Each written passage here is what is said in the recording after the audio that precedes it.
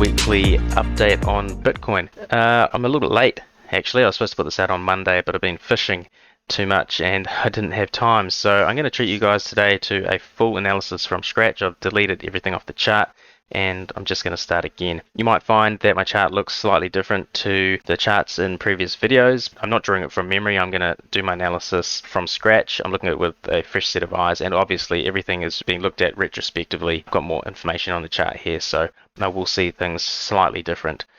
So anyway, let's get started. I'm started on the weekly chart and I'm nice and zoomed out. And first thing I want to do is draw some horizontal levels, and I'm going to start with a support level under where we are now. And the most obvious support level is this one right through here. Hopefully you can see that. I'll just draw that back here. I've also got a nice thick line and I'm drawing in purple just so that when I'm on the other time frames I can see that these are the weekly levels, so these levels are quite significant. You can see that we've had two touches there. We've lost that here. You can see candle closes on there. Nice rejections here, massive rejections here, and obviously flipped it into support around here. So that's a good level to look out for. The next most obvious level is this one through here. Let me just put that right there. Obviously we can see that we've had some reactions here. We've had multiple reactions here. It's got support, come back down, near touch there, and then obviously there's been a candle close here, a rejection, and then we've dropped away. And the next one where the price is sitting right now is the previous all-time high. And so let's just draw in a level there as well. So those are the most obvious weekly horizontal levels, and then there's a trend line through here. I like to use the magnet tool. Let me just draw that in like so, and we'll zoom in a bit. So yeah, you can see we've had a rejection there and then another rejection there, so that's a pretty good level as well.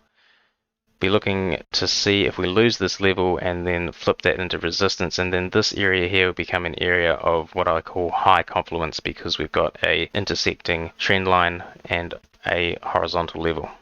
The next thing that I'm going to do is I'm going to draw in a fib level. So I'm going to go from this swing high here and I'm going to connect it to this major swing point here. I'm not going to use this one because this one is the major swing point. That is a swing low, but this is the major one for this move. So let's just go from here and I'm going to line that up to there. And you can see that we were rejected right here on the 382. Didn't even make it to the 50% or the 618, the golden pocket there, and so that would have been a really good indication after we had this reversal pattern here. There's a Morningstar reversal pattern right there as soon as this candle closed on the 382, and that is a sign that it's time to get out of the market. Next sign was down here. You saw that we lost the support level here, and then we also lost what I call the fake out fib, which is the 0.13. You can't quite see that there because of the horizontal support line, but that is the 0.13 right there. And when we lost that, you knew we were in trouble, but you should have really known way up here. And you could have actually known, let's just do this, you should have been able to recognize that we had very, very strong, wide, weekly bearish divergence there. So that was also an indication that it was time to get out. But if you didn't get out there, you should have got out here. So on the weekly, things are not looking good. The next thing I would be looking for is for this to flip into resistance, possibly get a retest around here, highly likely to be rejected just because it is an area of confluence. That's it for the weekly level. Let's drop down to the daily.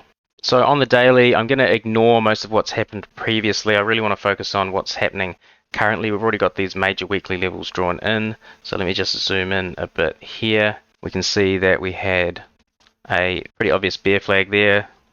We broke down, and I remember looking at this as a bear flag previously, but then ended up drawing it more as a expanding diagonal. So let me just change these lines now.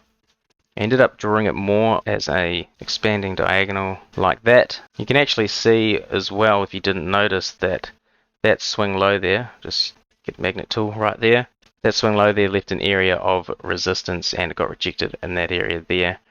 These major swing lows like this one, long wick rejections, that is a point where price was stopped dead by a lot of buying action. So when price returns to that area, it's going to be an area that gets a lot of attention from traders, and so you can expect to get support or resistance in those areas, and that's what we saw there. So the next question to ask is, if we lose this support and turn it into resistance, what should we be targeting? What can we expect? So the first and most obvious thing to do is to look at the fib extensions.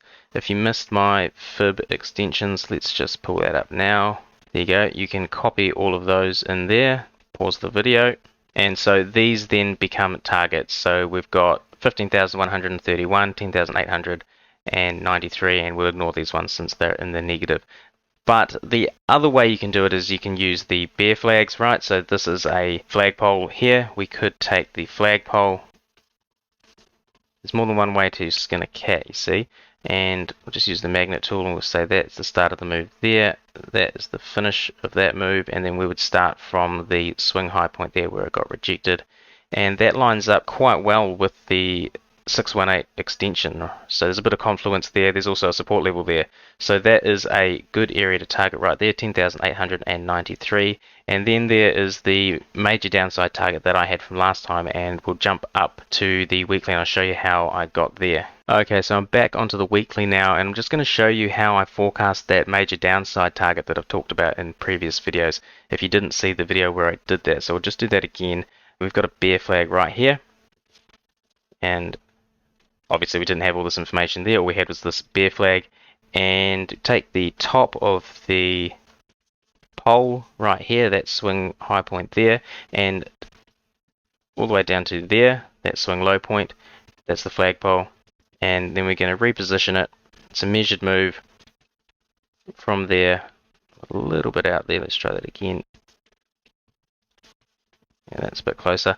And then what I did is I took the horizontal ray.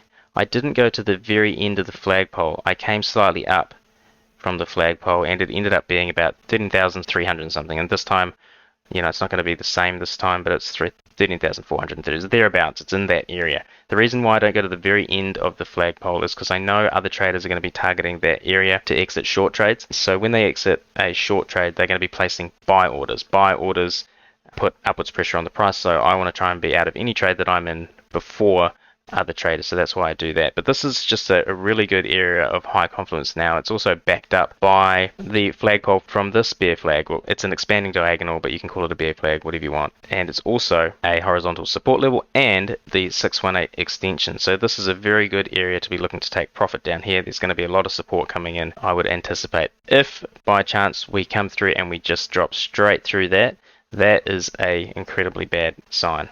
The market will have to be extremely bearish for us to just drop straight through that. So I'd be expecting to see quite a lot of support coming in there. So that's what I'm expecting.